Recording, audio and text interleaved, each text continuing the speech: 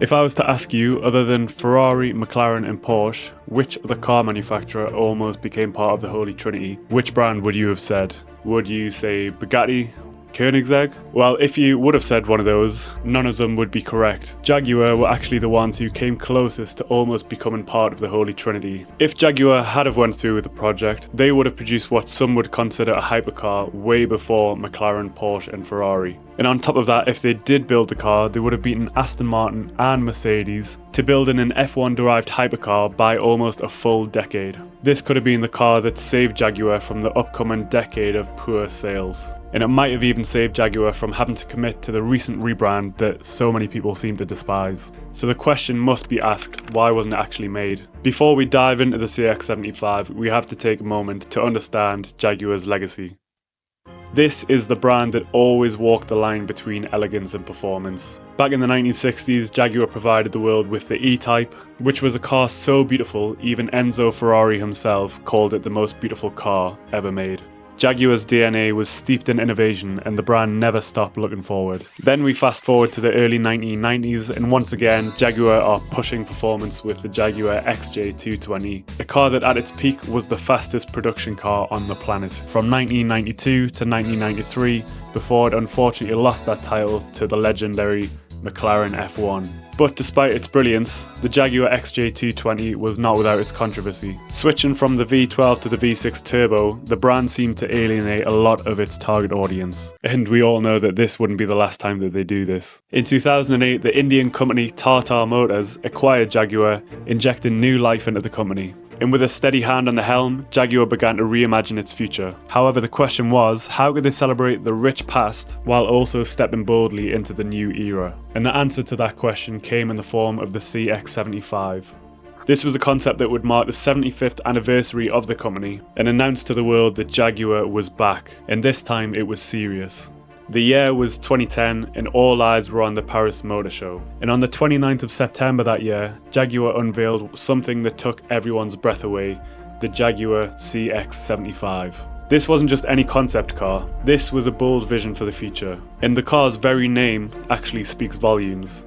C stood for concept, X stood for experimental, and 75 stood for the 75 years of heritage that stood before to commemorate Jaguar's anniversary. But the CX-75 wasn't just a showpiece, it was a statement. Designed under the leadership of Ian Callum and Julian Thompson, every curve, every line told the story of Jaguar's racing heritage and its aspirations for the future. But what truly set the CX-75 apart wasn't just its looks, it was actually its heart. Beneath the sleek and sexy body lay the revolutionary powertrain that promised to rewrite the rulebook. This time, Jaguar partnered with Blade & Jets to develop micro gas turbines. Yeah, you heard that right, jet engines for the road. These turbines, paired with electric motors on each axle, produced a combined 780 horsepower. This exact setup allowed the car to achieve an electric-only range of 68 miles. This was absolutely unheard of at the time for an electric car. The engineering team, led by Bob Joyce, and with significant input from Wolfgang Seibert, faced immense challenges but pushed forward. The concept was so well received that in 2011 Jaguar decided, you know what, we're actually going to put this into a production car. However, there was a catch. The gas turbines or jet engines, whilst being revolutionary, weren't actually very practical for mass production. So, naturally, Jaguar had to pivot.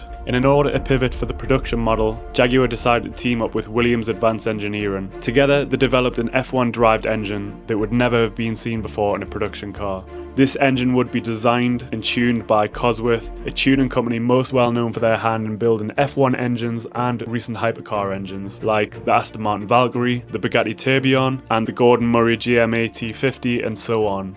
The engine developed for the CX-75 would be both a turbocharged and supercharged 1.6 litre 4-cylinder engine. This engine, along with electric motors, produced over 1,000 horsepower. 1,000 horsepower in 2012, bearing in mind, would be a massive amount. Stats wise, the car would be able to go from 0 to 60 in under 3 seconds with a top speed of 220 miles an hour. It was a technological marvel, even today, never mind in 2012. However, as groundbreaking as the CX-75 was, the timing could not be any worse. Let's talk about the speed with which we are watching this market deteriorate. We're red everywhere, essentially, down by 4-5%. The global economy was still recovering from the 2008 financial crisis. Jaguar's parent company, Tata Motors, had to be cautious. The financial crisis caused widespread job losses, reduced consumer confidence, and a sharp decline in disposable income, especially among affluent buyers who would typically be the ones purchasing high-end hypercars. Hypercars like the CX-75 required a niche market of ultra-wealthy buyers, which in this period contracted significantly.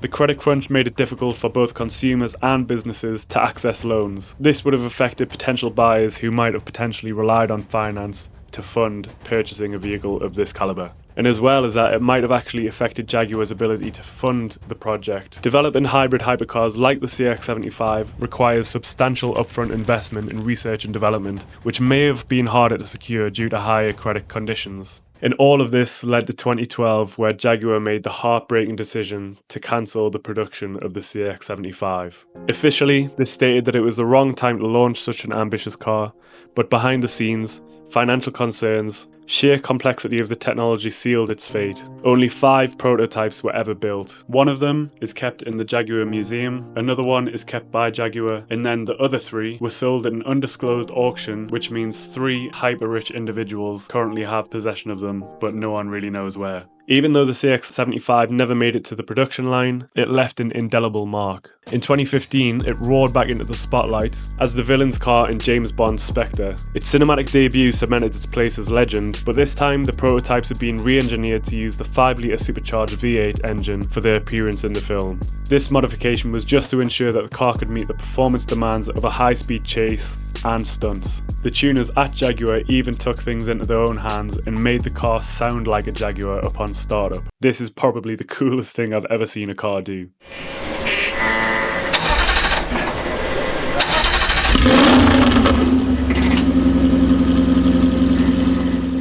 The V8 powered versions weren't representative of the original hybrid electric design, but provided a practical solution for the film while still showcasing the CX-75's iconic aesthetics. And naturally, because it's a Jaguar, the car had to be driven by the bad guy. Today, the CX-75 is a symbol of what might have been. Its innovations influenced Jaguar's future projects, as you can see a lot of the design language in models which came out just like the F-Type, which I happen to own. It also contributed a huge amount to the technological development of the I-Pace, which managed to keep Jaguar relevant in the automotive industry as it became electrified in the late teens. Many do believe that if the CX-75 had been produced, it would have stood alongside the McLaren P1, the Ferrari LaFerrari, and the Porsche 918 Spider as part of the Holy Trinity, or what could have been the Quadrinity. I personally theorise that if Jaguar had made the car, it probably would have sold quite a bit. As we know, in the following years, McLaren, Porsche and Ferrari all released their hypercars with massive success. Each one of these cars cemented each brand's association with cutting-edge performance, likely leading to an increase of sales of the lower-tiered cars. And I believe that if Jaguar had went ahead and gambled on the CX-75, they would have had an increased perceived value of the brand, creating more popularity amongst the younger demographic drivers, and creating a wave of hype that they could have survived off. But instead, they almost went bust, and we got this.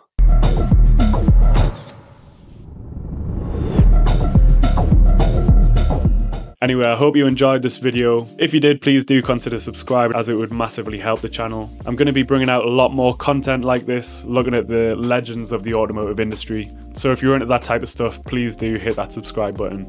I would also love to know what you think might have happened if Jaguar did go ahead and produce the CX-75. Do you think it would have saved the brand? Do you think we would have got the rebrand that we've got today? Thank you again for watching, and I will see you next time.